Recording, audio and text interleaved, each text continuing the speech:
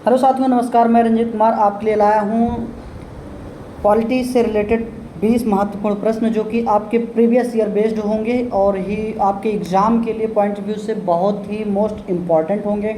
ठीक है दोस्तों, तो चलिए हम अपने क्वेश्चनों की शुरुआत करते हैं। और ये क्वेश्चन जो होंगे आपके यूपी ट्रिपल एससी और यानी कि पेट एग्ज़ाम हो गया, यूपी पुलिस, एसएससी सीजीएल में जो है प्रीवियस ईयर बेस्ड क्वेश्चन होंगे। तो चलिए दोस्तों हम अपने क्वेश्चन की शुरुआत करते हैं और पहले क्वेश्चन की शुरुआत करते हैं। तो पहला क्वेश्चन कहता है भैया कि संविधान द्वारा नागरिकों के संबंध में संसद ने एक व्यापक नागरिकता अधिनियम कब बनाया। ठीक है, तो संविधान में द्वारा नागरिकता के संबंध में जो संसद द्वारा एक नागरिकता अधिनियम बनाया गया वो कब बनाया गया दोस्तों? 1955 में। ठीक है, चलिए हम आगे बढ़ते हैं। रुकिए, जो है इसका पेन का कलर जो है बदल दिया जाए। ठीक है दोस्त, हाँ अब ठीक है। चलिए हम सेकंड नंबर क्वेश्चन की ओर बढ़ते हैं। तो सेकंड नंबर क्वेश्चन हमारा कहता है भैया कि सेकंड नंबर क्वेश्चन क्या कहता है कि राज्य सरकार तथा स्थानीय सरकार के बीच राजस्व बंटवारे के लिए उत्तरदायी है। तो राज्य सरकार तथा स्थानीय सरकार के शासन के बीच उत्तरदायी है क्या है भैया?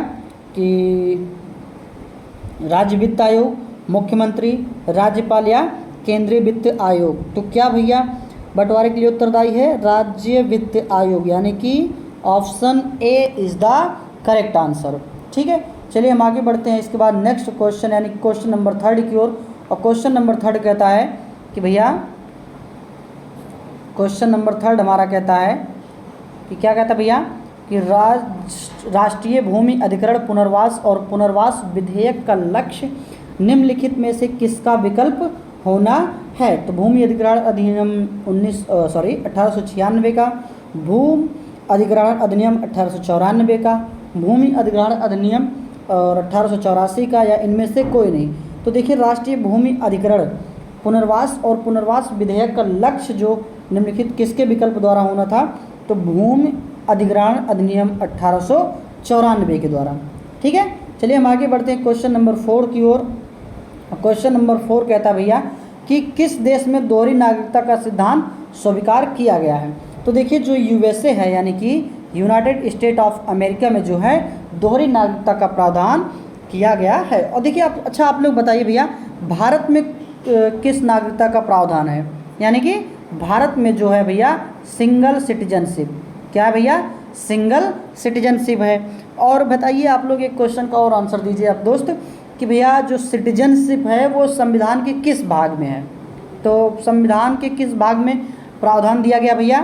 तो पार्ट नंबर 2 में इसका जिक्र किया गया है।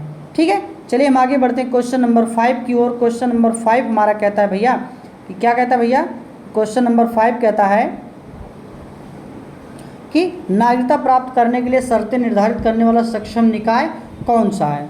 तो देखिए नागरिकता प्राप्त करने के लिए, नागरिकता को छोड़ने के लिए जो हमें सक्षम निकाय यानी कि जो नियम कानून दिए गए हैं वो किसके द्वारा प्राप्त होते हैं? वो संसद के द्वारा। ठीक है, चलिए हम आगे बढ़ते हैं नेक्स्ट क्वेश्चन की ओर। क्वेश्चन नंबर 6 हमारा कहता है भैया कि भारत का एक नागरिक अपनी नागरिकता खो देगा यदि वह भारतीय नागरिक का परित्याग करता है, स्वेच्छा से अन्य देश की नागरिकता प्राप्त करता है, किसी अन्य देश की नागरिक से विवाह करता है, सरकार की आलोचना करता है। और देखिए इसमें से क्या कह रहा है, नीचे दिए गए कूट का प्रयोग कर सही उत्तर का चयन कीजिए। तो देखिए इसमें क्या कह रहा है, ऑप्शन 1 2 3 और 2 3 4, केवल 1 और 2। तो देखिए जो यहाँ पे करेक्ट आंसर है, तो देखिए करेक्ट आंसर जो है एक मिनट रुकिएगा। तो करेक्ट आंसर जो है दोस्तों आप लोगों का कौन सा है? ऑप्शन नंबर सी, यानी कि 1 और 2 ऑप्शन जो है आप लोगों का सही है। तो देखिए क्या कह रहा है, देखिए सबसे पहले तो क्या होगा, भारत अगर कोई भी व्यक्ति भारत की नागरिकता को त्यागता है तो उसकी भैया नागरिकता को क्या कर दिया जाएगा? खत्म कर दिया जाएगा। ठीक है, और अगर स्वेच्छा से अन्य देश की नागरिकता प्राप्त करता है तब भी उसकी नागरिकता को खत्म कर दिया जाएगा। ठीक है, तो ये हमारे आर्टिकल नंबर 9 की बात की जा रही है। किस आर्टिकल की? आर्टिकल नंबर 9 की बात की जा रही है। ठीक है, और आर्टिकल नंबर 9 में यह प्रावधान किया गया है कि अगर कोई भी व्यक्ति भारत की नागरिकता को स्वेच्छा से यानी कि अगर कोई भी व्यक्ति किसी दूसरे देश की नागरिकता को ग्रहण करता है तो भारत की नागरिकता स्वतः ही क्या हो जाएगी, डिस्ट्रॉय हो जाएगी, यानी खत्म की जाएगी। ठीक है, चलिए हम आगे बढ़ते हैं। मूल अधिकारों को सर्वप्रथम किस देश में संवैधानिक मान्यता प्रदान की गई?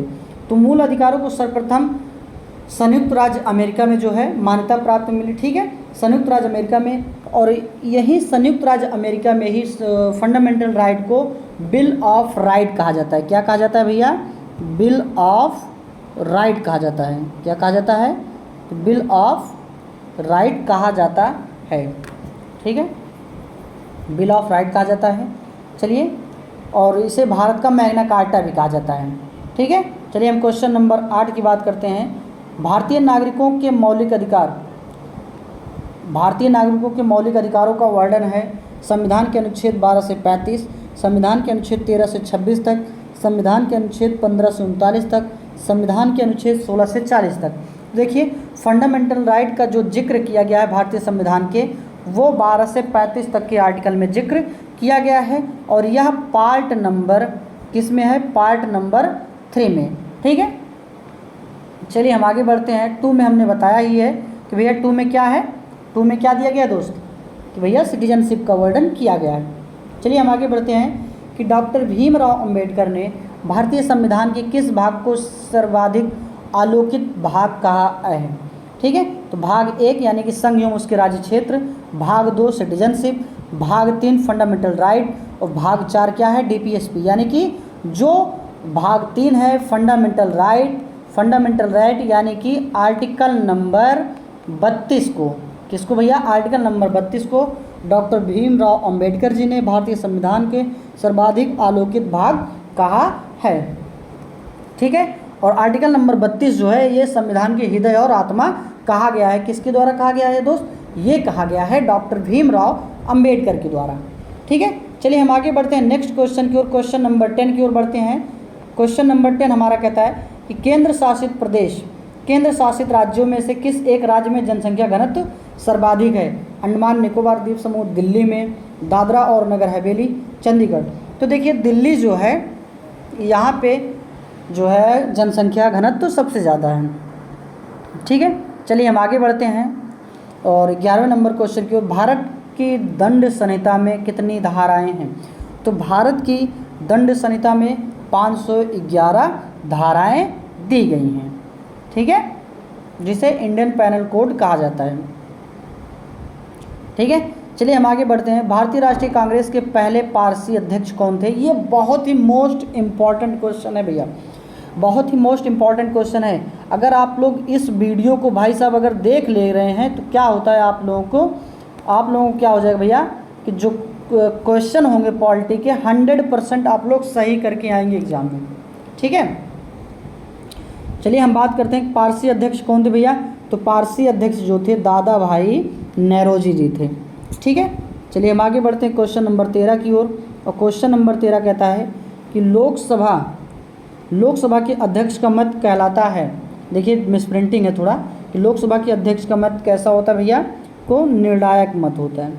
ठीक है, चलिए हम आगे बढ़ते हैं क्वेश्चन नंबर 14 की ओर, और क्वेश्चन नंबर 14 हमारा कहता है भैया, भारतीय संविधान के प्रथम दिन के अधिवेशन की अध्यक्षता किसने की थी? तो जब भारतीय संविधान बना, संविधान सभा जब बनकर तैयार हुई, तो पहले दिन की जो अधिवेशन की अध्यक्षता किसने की थी भैया? तो किसने की थी दोस्तों? आप लोगों को पता ही होगा भैया कि देखिए सच्चिदानंद सिन्हा। कौन थे भैया? सच्चिदानंद सिन्हा, जिन्हें अस्थायी सदस्य के रूप में चुना गया था, और जो बैठक हुई थी 9 दिसंबर 1946 को। कब हुई थी भैया? 9 दिसंबर 1946 को। ठीक है, और फिर उसके बाद वही संविधान सभा की जो दूसरी बैठक हुई थी 11 दिसंबर 1946 को, जिसके अध्यक्ष के रूप में डॉक्टर राजेंद्र प्रसाद को चुना गया था। और फिर उसके बाद जो तीसरी बैठक हुई थी 13 दिसंबर 1946 को, जहाँ पे उद्देश्य प्रस्ताव को जो है पंडित जवाहरलाल नेहरू ने प्रस्तुत किया था। ठीक है, चलिए हम आगे बढ़ते हैं क्वेश्चन नंबर 15 की ओर। राज्यसभा का उम्मीदवार होने के लिए अल्पतम उम्र क्या होनी चाहिए? तो राज्यसभा के उम्मीदवार होने के लिए अल्पतम उम्र जो है 30 वर्ष होनी चाहिए। ठीक है, चलिए क्वेश्चन नंबर 16 की बात करते हैं। संविधान का संशोधन संसद के किस सदन में पेश किया जाता है? तो संविधान का संशोधन संसद के जो है लोकसभा या राज्यसभा में पेश किया जाता है। यानी कि संसद के जो सदन होते हैं, सदन दो होते हैं, यानी कि एक लोकसभा होता है और एक राज्यसभा होता है। तो किसी भी सदन में जो है प्रस्तुत किया जा सकता है। ठीक है, चलिए हम आगे बात करते हैं क्वेश्चन नंबर 17 की। यूपीएससी का नया चेयरमैन कौन नियुक्त करता है? तो यूपीएससी का नया चेयरमैन जो है नियुक्त किया जाता है राष्ट्रपति के द्वारा नियुक्त किया जाता है।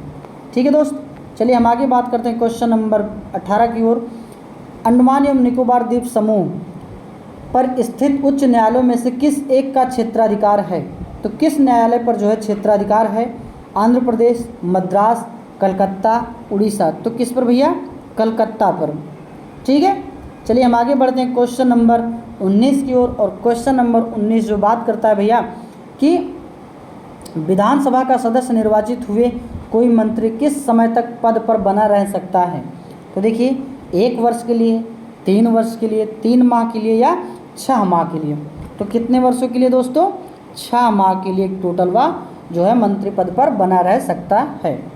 ठीक है, चलिए हम आगे बात करते हैं लास्ट नंबर क्वेश्चन की। और लास्ट नंबर क्वेश्चन हमारा कहता है भैया, लास्ट नंबर क्वेश्चन क्या कहता है कि निम्नलिखित में से कौन भारत की राष्ट्रपति के इच्छा तक ही पद पर बने रह सकते हैं? तो कौन राष्ट्रपति के इच्छा के अनुसार बने रह सकते हैं? तो गवर्नर जनरल। ठीक है दोस्तों, तो आप लोगों को वीडियो कैसे लगी दोस्तों? आप लोग कमेंट बॉक्स में कमेंट जरूर कर देंगे। और ऐसे ही वीडियो कंटिन्यू रहे, आप लोग कमेंट बॉक्स में कमेंट जरूर कर देंगे कि हाँ सर ऐसे ही वीडियो आप जो है कंटिन्यू करते रहिए। ठीक है, तो चलिए बस आज के लिए इतना ही एंड मिलते हैं अपने नेक्स्ट सेशन में। एंड नमस्कार, जय हिंद।